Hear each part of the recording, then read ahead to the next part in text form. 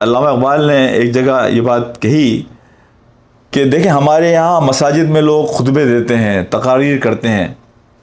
وہاں زمانے بھر کی باتیں کرتے ہیں لیکن قرآن کی بات نہیں کرتے۔ اقبال کہتا ہے وائز دستاں زن و افسانہ بند، معنی او پست و حرف او بلند، از خطیب و دیلمی گفتار او،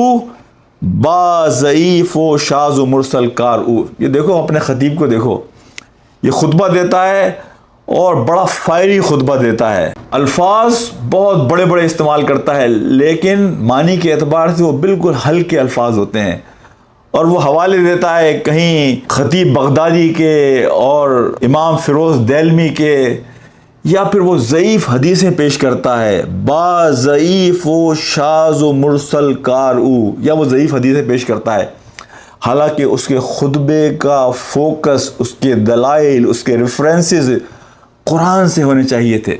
قرآن کو بیس بناتا اور پھر باقی ساری چیزوں کو استعمال کر کے